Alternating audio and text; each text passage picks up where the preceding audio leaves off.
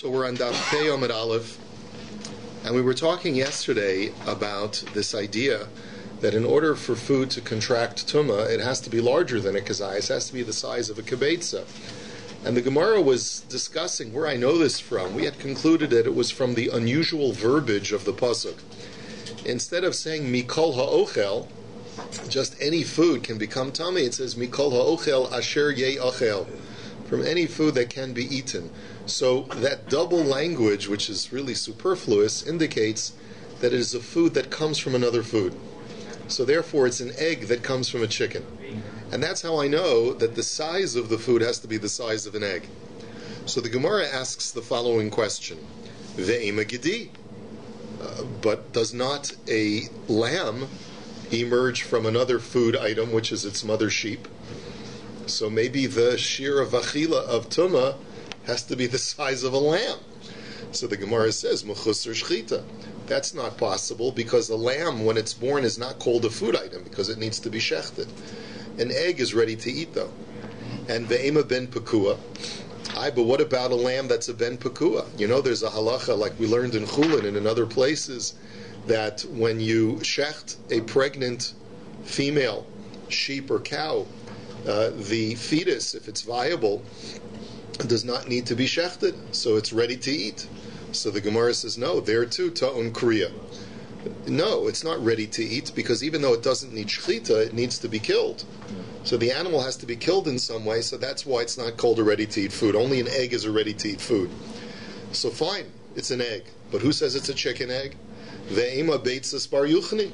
Maybe it's an egg of a bar yuchni. A bar yuchni is a legendary bird that is huge, according to the Gemara. This is in Arabian Nights also. There's the rock. Have you heard of the ROC, the rock? It's the name of a bird from Arabian Nights, which is huge, that it picks up ships in the ocean. The Gemara relates a story that this bird dropped one of its eggs on a city and drowned the entire city in the egg. And that's no yoke, by the way. No. Anyway, so the Gemara now says. Excellent. So the Gemara says, so how do you know that it's a chicken egg? Maybe the shear of tumah has to be much larger because it could be an egg of another very much larger bird. The Gemara answers, tafasta merubalo tafasta, tafasta mua tafasta, the famous answer that, when you have a choice of making a larger shear to be makel or a smaller shear to be machmir, so you're always supposed to err on the side of caution.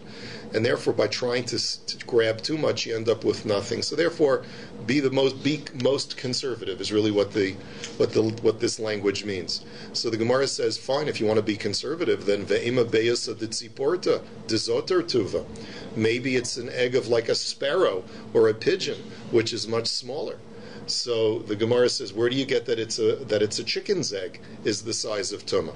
So the Gemara leaves off with a question on that mahalach, and it goes to another mahalach. Rabbi Avo didei Amar, so Rabbi Avo on his own, departing from his Rebbe Rabbi Lazar, says, here's the way you understand the pasuk. Not because it's a food from a food, like Rabbi Lazar was saying, but rather mikol ha'ochel asher ye'achel, ochel sha'ata ochlo bevas echas, v'shi'aru chachamim ein beis habli machzik yoser mi beitzas tarnagolas.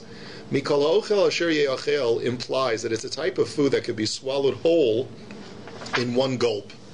And the Chachamim, using biological analysis, were able to determine that the human throat, the human esophagus, is capable of swallowing a food item that's the size of a chicken egg. And so that's the basis. Because the pasuk uses a verbiage that implies that you could swallow it whole, so therefore we know that the food has to be the size of an egg, a chicken egg, in order for it to be makabel tumah. Okay, Amar Rabbi Lazar, ha'ochel chelev bisman hazeh tzarich sheyichtov lo shir. So he says another very interesting halacha. He says that if a person eats chelev today, which is forbidden fat, he has to write down exactly the amount that he's eaten. Now, why does he need to do that? Shema yavo beis din acher v'yarba b'shiurin. Because another beis din may come along and change the measurements. Actually, literally, it means may enlarge the measurements. So the question really is, you know that when you eat chaylev, if you eat a shir, a kazayas of chaylev, if you do it b'shogeg, you have to bring a korban chatas. Now you don't have a Beis Hamikdash today, so anytime you do an aveira where the penalty is to bring a korban chatas, when the Beis Hamikdash will be built, you'll bring a korban chatas for that. So here, because you're anticipating the temple will be rebuilt, you have to mark down exactly what was the measurement of the chaylev. Now, ma yarba b'shiurin, what does it mean? Maybe the measurements will be changed. So, inema de mechayvi korban akazayis katan. Maybe the pshat is like this. Maybe you're going to assume that you know what? I ate a very tiny amount of chaylev, and therefore I'm not going to be chayiv because it's less than a kazayis. But it's less than a kazayis according to the shir that Chazal gave to you to this day. But maybe a later Beis Din will be machmir and say that a kazayis is actually smaller, and then you'll be liable to bring a korban later on. So the Gemara says, but that's not possible because, is that what you meant to say when you said maybe the measurements will change? No, that can't be because ve'hatanya asher lo se asena bishkaga ve'ashem. That based on the language of the pasuk, where the Torah talks about a person who may not do an aveira b'shogeg and be guilty, right? Or something that may not be done. If it's done b'shogeg and he's guilty, he has to bring a korban. What we learn from that language is hashav mi yidiyaso mevi korban al shigigaso, lo shav mi yidiyaso ein mevi korban al shigigaso. What that means is as follows: that when you did the crime, the only thing that was missing was knowledge in your mind. The knowledge was available. In other words, the information was available, but it was not in. You did not have that knowledge.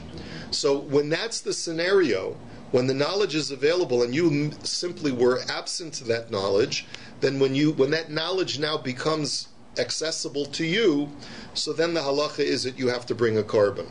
However, let's say the knowledge was not known at all. Let's say the reality changes after you committed the crime. In other words, at the time, knowledge was not the criterion, but rather the halacha was different at the time when you committed the crime. So then, since the deficiency had nothing to do with your knowledge, but rather had to do with some external factor, which is not your knowledge, then you're not going to be chayiv a korban chatas. So what we learn from that drasha is, if at the time when you ate the chaylev, the halacha was that eating that amount of chaylev makes you pater from a korban chatas, just because later on they changed the shear, you're still not going to be chayiv a korban chatas. So that can't be the pshat. That can't be the pshat in what we mean. Write it down because maybe they'll diminish the shear of chaylev of a kazayis. Right. It can't apply retroactively. Exactly. Ella delo michayvi korban adika kazayis gadol.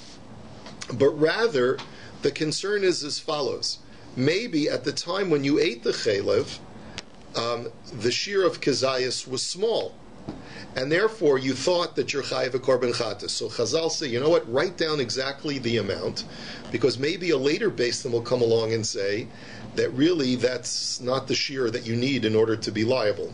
They'll expand the shear of a kazayis, make it larger, and therefore you'll be exempt from a korban chatas. So the Gemara says, and that makes sense. That makes sense now, because if Chazal now expand the shear of a kazayis, so even though I thought I was chayiv a chatos when I ate the chaylev, but now that they've expanded the shear of kazayis, I'll be off the hook and I'll be pater from a korban. It doesn't say you have to go to the judges who were judging at that time. So yeah, but the korban is not. I can't bring a korban at that time. The point is that by the time I'm ready to bring a korban, maybe when Eliyahu Hanavi comes with Moshe Rabbeinu and Aaron, they're going to tell us, that those rabbis were so machmir, they made you wait 6 hours between milchiks and fleishes. The shear of kazayis was so tiny. This is the shear of kazayis. So you ate that chaylev, you're not chayiv. It's not similar to a case where a person has machshava to give money to tzedakah and they obligate themselves by that. No, you can't. How can you obligate yourself to a korban chatas? Korban chatas is something that you can't obligate yourself to. It's not like a korban nedava. It's not a voluntary offering. You're either chayiv or you're pater. So the Gemara now says, "Ulamai desolika daite meikar demichayve korban akazayis katan mayarba b'shiurin." So the Gemara now asks a question: Your original Havamina was, you originally thought that the reason why you should write down how much you ate is because maybe Chazal will be machmir and say that the shear of Kazayas is now smaller than you thought. So whereas previously you thought you were off the hook, now you're going to be liable. But the question is, the language doesn't fit in. The language was that maybe they'll increase the shear of Kazayas. So how could you think that they were talking about diminishing the shear of Kazayas? The Gemara answers, Shema Yarba bekarbanos machma shiurim. What the word Yarba means, they'll increase, not that they'll increase the measurement, but they'll increase the liability of karbanos. They'll increase the number of karbanos by diminishing the measurement of Kazayas. That's what we thought it meant in the Havamina. Fine. Amar Rabbi Yochanan shiurin va'onshin halacha l'Moshe miSinai. So Rabbi Yochanan now makes another statement, and he says that all measurements and all penalties are a halacha l'Moshe miSinai, meaning that it's not written explicitly in the Torah. It was passed down to us as a Mosaic tradition. So the Gemara says, what are you talking about? Onshin michtav ksivi. I can understand the shiur, and the shiur, and you're right, are not written in the Torah. But the penalties, kares, misa, chatas, whatever, those are written explicitly in the Torah. Why are you telling me that's halacha l'Moshe miSinai? Elahachi kamar, shiurim shel onshin halacha l'Moshe miSinai. But what he means to say is that the measurements that accompany the penalty, the measurements are halacha l'Moshe miSinai. You're right, the penalty is written explicitly, but the penalty doesn't state in the Torah how much you have to eat in order to be chayiv the penalty. So the measurement is halacha l'Moshe miSinai. Tanya nami hachi, we have a brisa to support that. Shiurim shel onshin halacha l'Moshe miSinai. That the shiurim that accompany the penalty are a Mosaic tradition. Acherim omrim beistino shel yavitz tiknam. Other rabbis say that it was the court of Yavitz, who's Osniel ben Kenaz, who's one of the Shoftim.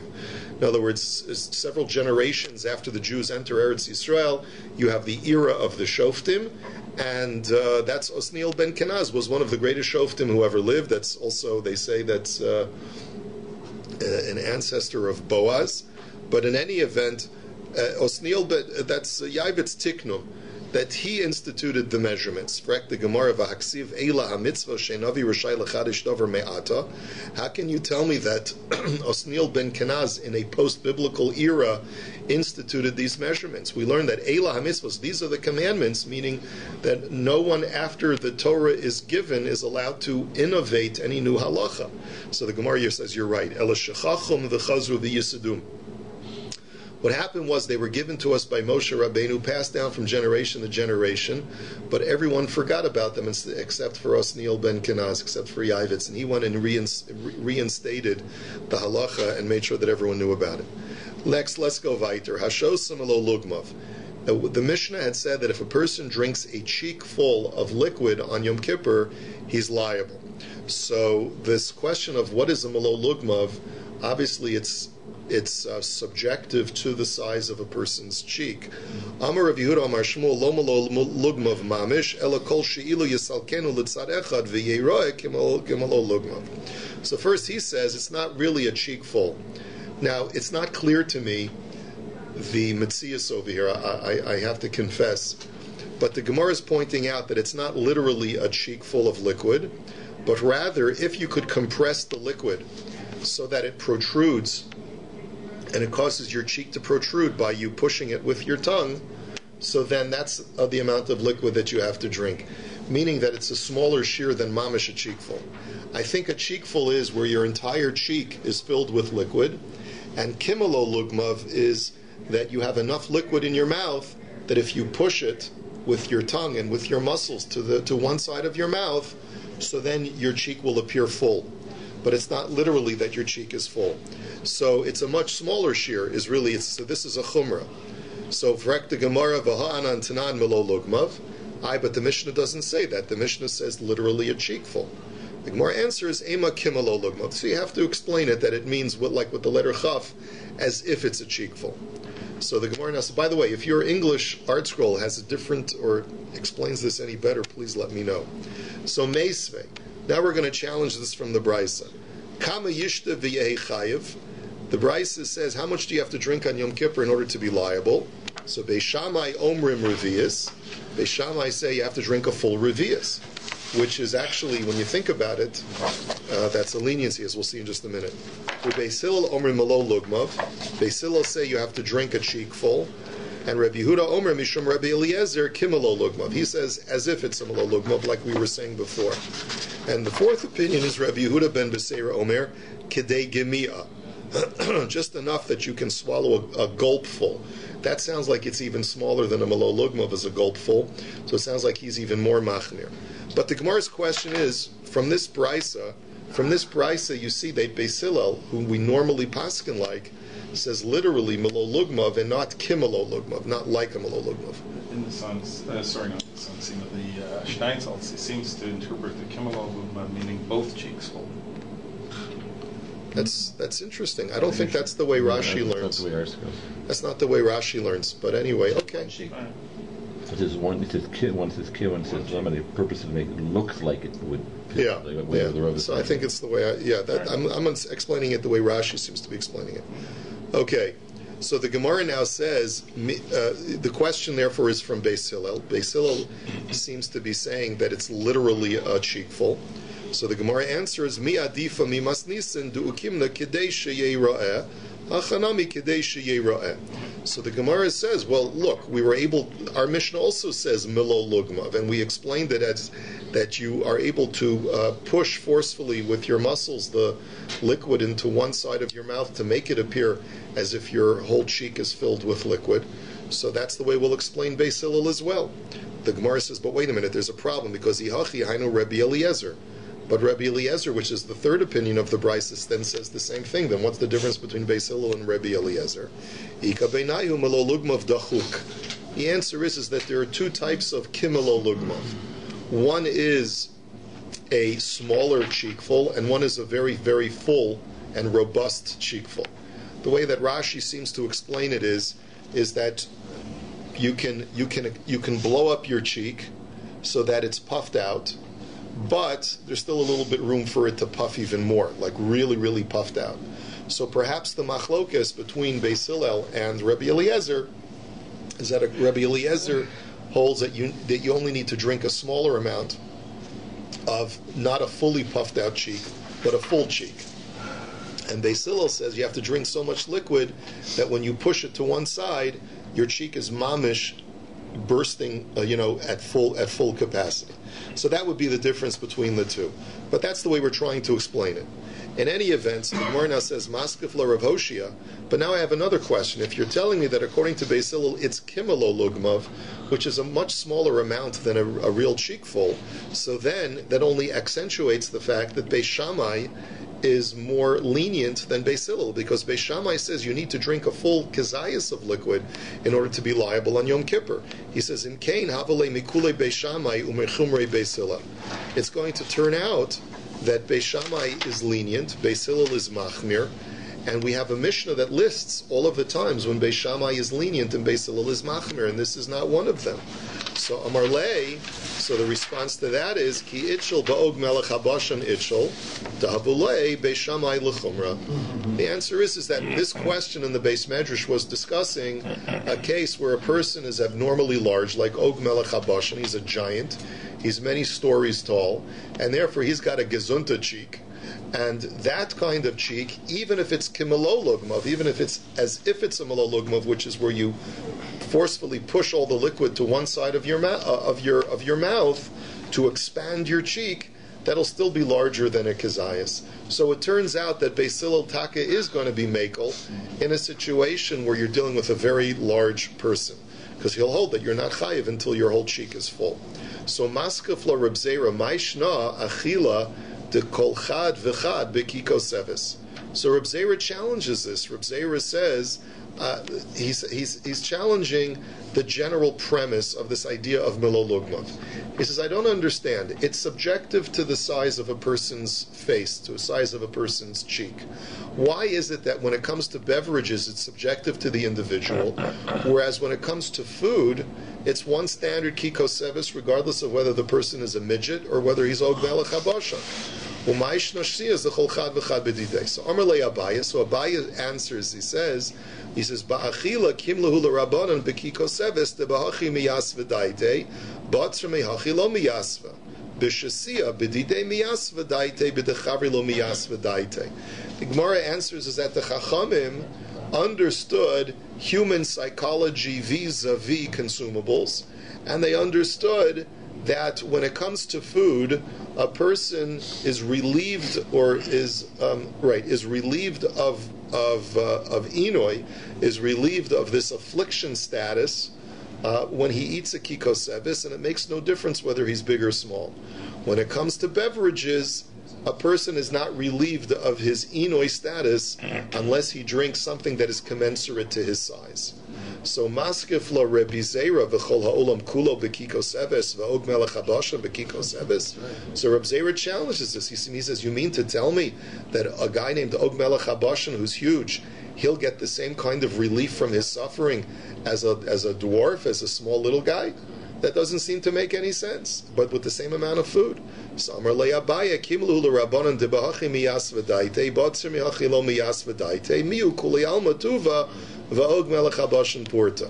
So Abaye says, no, I acknowledge that the level of relief from inoi is different depending upon the size of the person, but everyone experiences some level of relief with the kikoseves.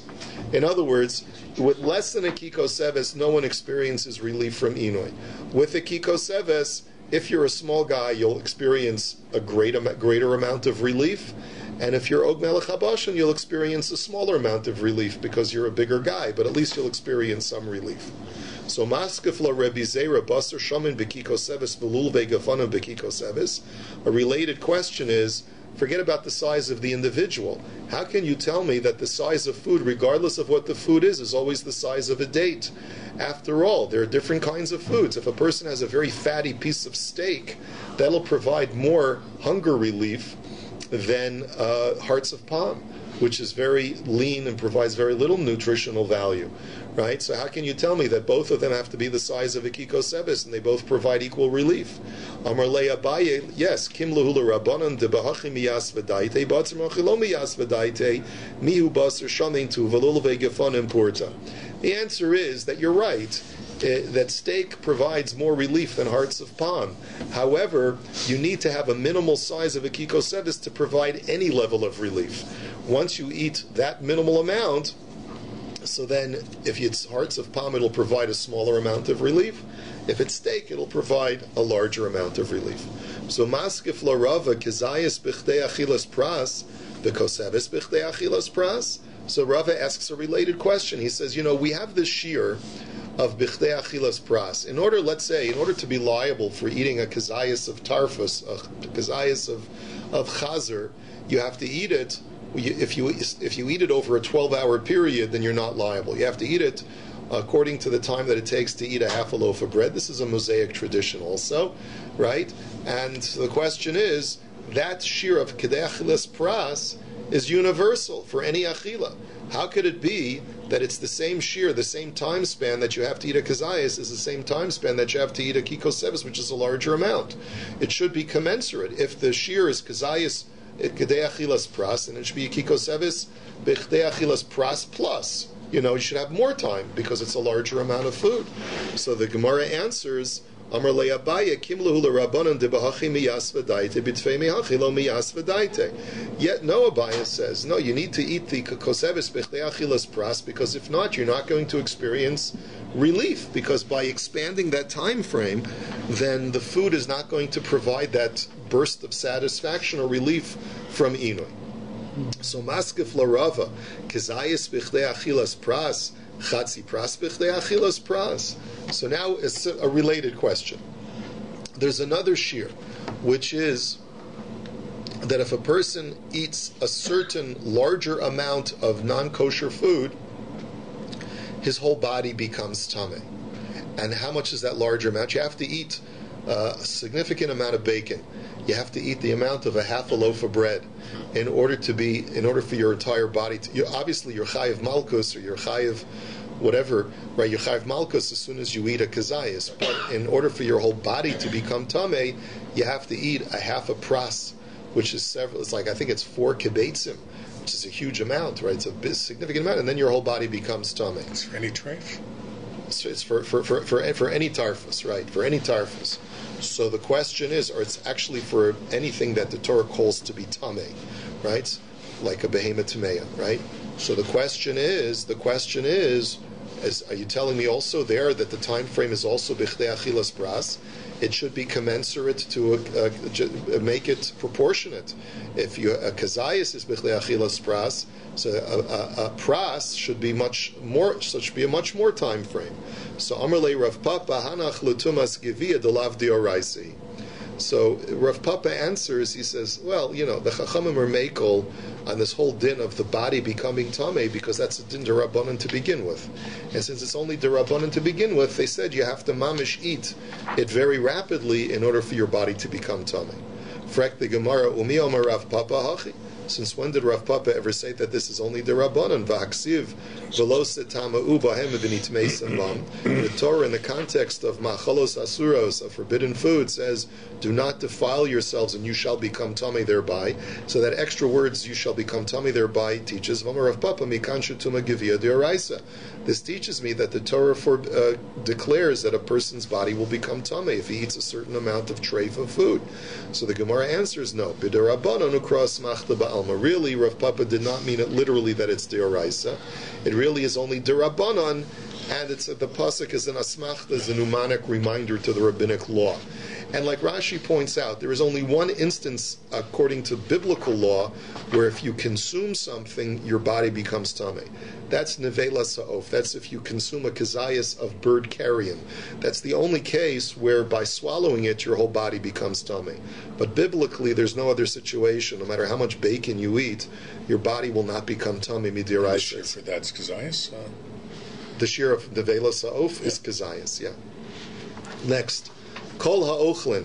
So the next thing that the Mishnah said that all foods are mitzdarif. Let's say you eat a half a kazayas of bread and half a kikosevis of bread and a half a kikosevis of meat, then you'll be liable because the two foods are mitzdarif. So Amar Rav Papa, achal umtza umilcha mitzdarif. He says if you have a piece of meat that's just a little bit less than a kikosevis, but there's salt on the surface of the meat, so that salt augments it to the shear of the kikosevis to make you liable. Even though salt is really not a food item that you would eat alone, but since it's used as a spice for a food, it's considered to be the food item, and therefore it augments the shear to a kikosevis. Amar Reish Lakish, Sir Shal Gabe Yerek Mitzaref Lekikosevis B'Yom Kippurim. Reish Lakish in a related statement says that if you have dressing, like a briny dressing, like a vinaigrette, and it's on top of a piece of a vegetable, like a piece of celery, so that'll be mitzdarif to make up the shear of a kikosevis. So the Gemara says, Pshita, isn't that obvious? No. Mahu detema mashkahu kamash malan kolakshri uchla uchlahu. Because the Mishnah also says that beverages and foods are not mitzdarif, you might have thought that this brine is a liquid. It's not a food. The chiddush is that since it's being used as a food condiment, so that even though it's in liquid form, it's considered to be a food, and therefore it augments the shear of the kikosevis. Amar Reish Lakish, ha'ochel achila gasa b'yom kippurim pater. Reish Lakish tells us an interesting halacha.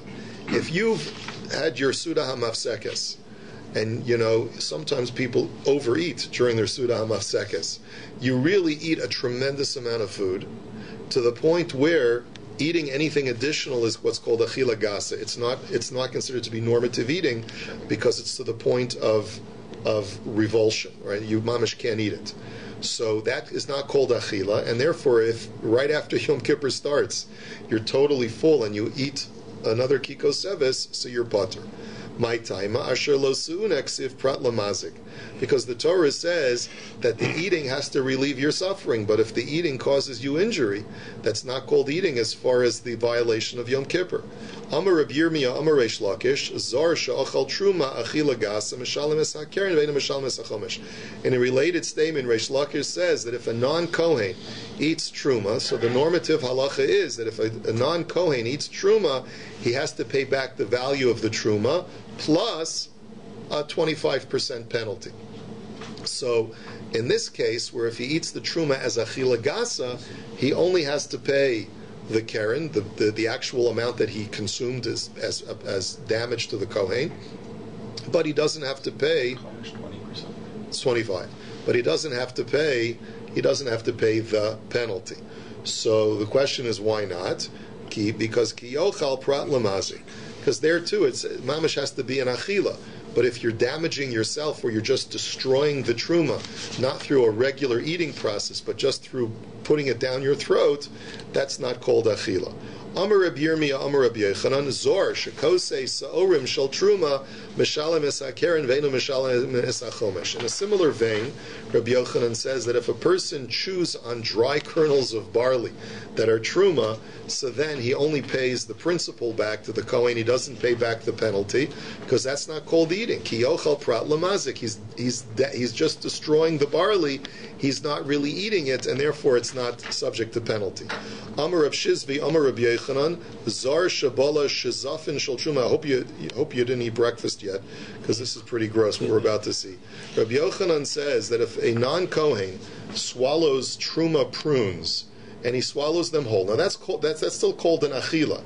But then vehekian va'achlan acher, he vomits them up, and another guy goes ahead and eats the prunes. There's a joke about this, which I want. Oh, if you ask me later if you want.